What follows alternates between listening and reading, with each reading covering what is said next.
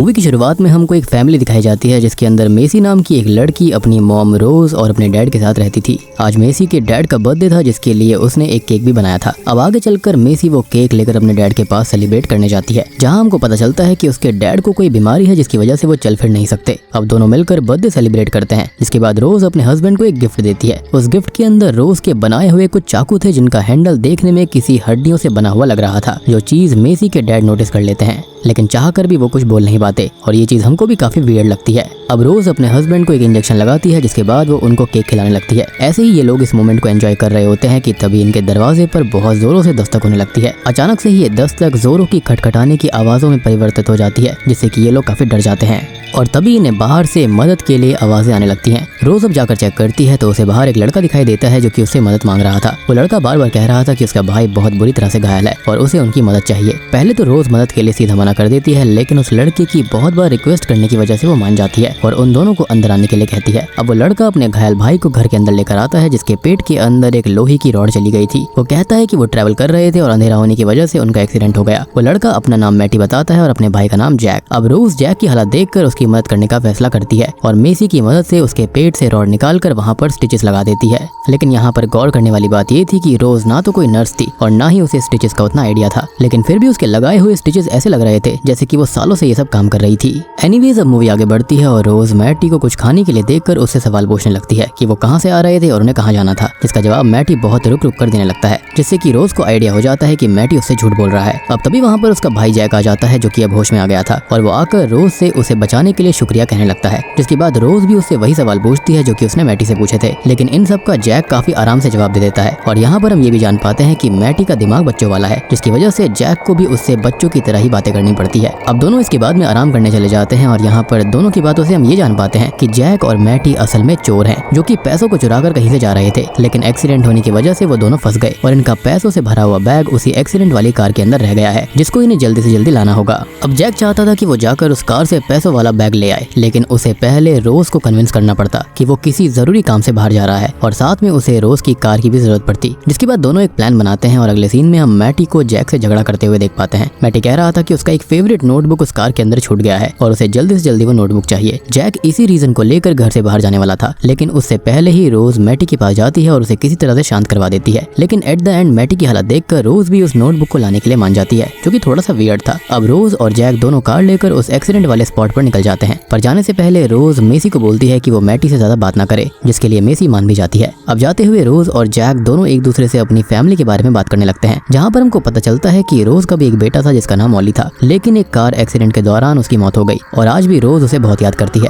अब पीछे से हम मेसी को देखते हैं, जिसे मैटी से बात करने का बहुत मन कर रहा था। असल में रोज ने बहुत ही स्ट्रिक्टनेस में मेसी को पाला था, जहाँ पर उसने उसे किसी दूसरे से बात तक करने नहीं दी थी, इसलिए मेसी ने आज तक सिर्फ रोज से ही बातें करी है और अब उसे मैटी को देखकर उससे बात करने का मन कर रहा था। मेसी मैटी के पास जाती है और उससे बात करने लगती है, जिससे कि हमको पता चलता है कि मैटी की मॉम की बचपन में ही मौत हो गई थी, जिसके बाद वो अपने भाई के साथ ही रहने लगा था। खैर अब सीन वापस रोज और जैक पर शिफ्ट होता है, जहाँ पर दोनों एक्सीडेंट वाली जगह पर पहुंच गए थे और पहुंचते ही जैक पैसों वाला बैग लेकर वहां से निकल लेता है। लेकिन इसी दौरान हम देखते हैं कि कार के अंदर किसी और की भी बॉडी थी और ये बात जैक को मालूम थी, लेकिन वो इसे छुपाने की कोशिश करता है। ये चीज रोज भी देख लेती है और जब वो जैक से इसके बारे में पूछती है तो जैक उसे गन पॉइंट पर रखकर ज्यादा सवाल ना पूछने के लिए कहता है और उसे सीधा फोन बूथ पर ले जाने के लिए बोलता है। अब फोन बूथ पर आते ही जैक किसी को कॉल लगाता है, जिसकी बातों से हम समझ पाते हैं कि ये असल में जैक का बॉस था, यानी कि ये किसी के अंडर में काम कर रहे थे, जो कि पैसों के बैग और अपने बेटे के बारे में पूछ रहा था। और अब तक तो आप समझ ही गए होंगे कि जिसकी बॉडी वहाँ पर कार के अंदर थी वो जैक के बॉस का ही बेटा था। लेकिन जैक यहाँ पर अपने बॉस से झूठ बोलता है कि उनका बेटा बिल्कुल सेफ है और वो आकर पैसों का बैग ले जा सकते हैं। वहीं दूसरी तरफ हम मेसी और मैटी को देखते हैं, जो कि रेडियो पर कुछ सुन रहे थे कि तभी उसके अंदर दो भाइयों के बारे में बताया जा रहा था, जो कि चोरी करके फरार हुए हैं और ये जैक और मैटी के बारे में ही था, जिसको सुनते ही मैटी रेडियो तोड़ देता है और मेसी से कहता है कि ऐसा कुछ नहीं है। जिसके बाद हम रोज और जैक को देखते हैं, जो कि घर आ गए थे और जैक ने पहले ही रोज को कुछ ना बोलने के लिए कह दिया था। खैर कुछ ही देर के बाद में वहाँ पर एक पुलिस ऑफिसर आता है, जो कि जैक और मैटी को ढूंढते हुए ही वहाँ पर आया था, लेकिन रोज यहाँ पर ऐसे एक्ट करती है जैसे उनके घर के अंदर कोई हो ही ना।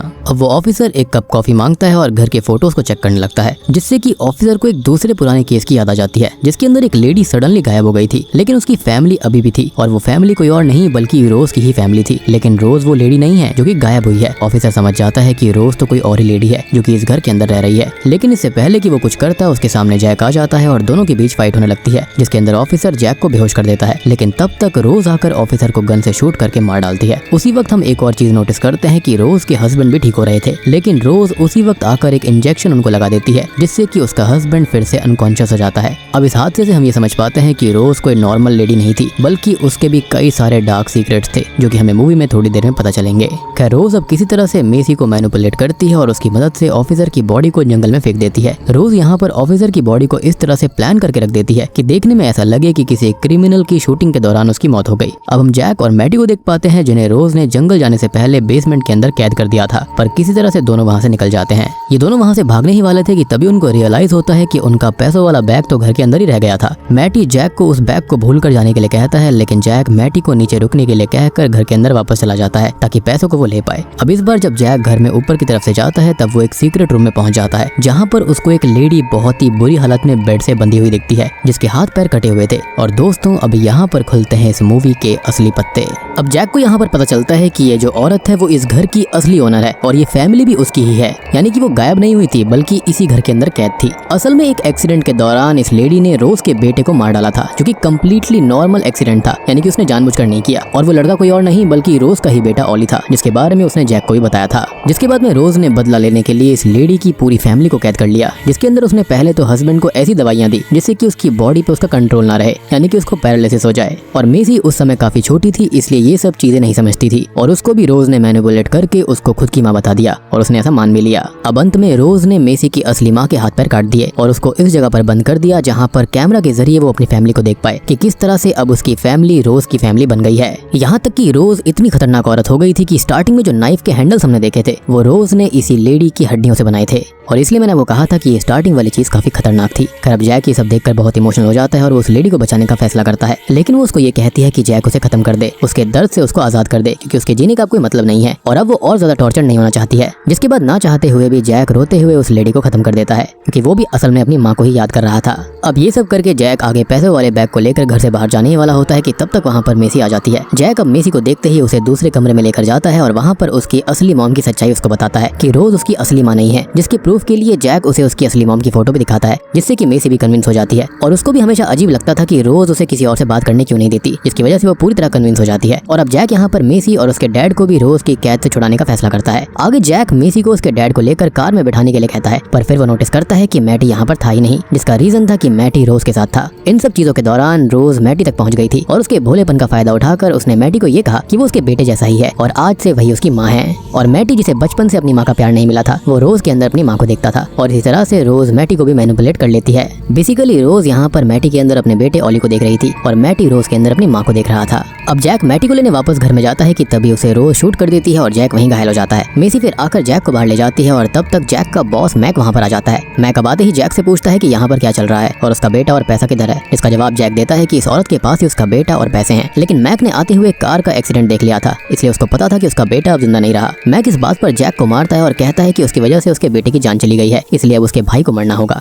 मैक फिर जैक को लेकर बाहर आता है और रोज के सामने आकर उसे मैटी को उसके हवाले करने के लिए कह देता है, लेकिन रोज, जो कि अब मैटी को अपने बेटे जैसा मान रही थी, वो ऐसा करने से मना कर देती है और अगले ही पल रोज मैक पर शूट करके उसे खत्म कर देती है। अब मैक का यहाँ पर दूसरा साथी भी था, वो पीछे से आकर रोज को मारता है और मैटी उसे नाइफ से स्टैब कर देता है, यानी कि यहाँ पर ये दोनों ही माँ बेटे जैसा रिश्ता निभा रहे थे। अब इस वक्त पर वहाँ पर सभी घायल हो जाते हैं और मौके का फायदा उठाकर मेसी अपने डैड को लेकर वहाँ से निकल जाती है और जैक वहीं पीछे छूट जाता है। और मेरे ख्याल से यहाँ पर सबसे ज्यादा स्मार्ट मेसी निकली। खैर, अब कुछ समय बाद का सीन दिखाया जाता है जहाँ पर मेसी के डैड अब रिकवर हो रहे थे और ऑफिसर्स भी रोज को ढूंढ रहे होते हैं, क्योंकि उसने यहाँ पर उनके भी एक ऑफिसर को खत्म कर दिया था। जिसके बाद हम रोज को देखते हैं, जो कि अब मैटी के साथ सबसे दूर रह रही थी। रोज ने मैटी को अब अपने बेटे जैसा मान लिया था और वो उसकी वैसे ही केयर कर रही थी। लेकिन मूवी के एंडिंग सीन में हम एक दर्दनाक सीन को देखते हैं कि रोज ने घर के अंदर कैमरा लगा रखे हैं और कैमरा के दूसरी तरफ जैक था, जिसके साथ भी रोज ने वैसा ही किया था जैसा उसने मेसी की असली मॉम के साथ किया। जैक भी अब यहाँ पर अपने भाई को बस स्क्रीन के ऊपर देख पा रहा था और उसकी लाइफ भी किसी टॉर्चर से कम नहीं रह गई थी। और मेरे ख्याल से ये उसके कर्म थे, क्योंकि उसने बहुत से लोगों को लूटा था, मारा था, जिसकी वजह से उसको ये सब भुगतना पड़ रहा था। ये मूवी यहीं पर खत्म हो जाती है। चैनल के ऊपर नए हैं तो सब्सक्राइब कर लीजिए और वीडियो को लाइक किए बिना मत जाइएगा। तो मैं आप सबको मिलता हूँ अगली वीडियो के साथ में।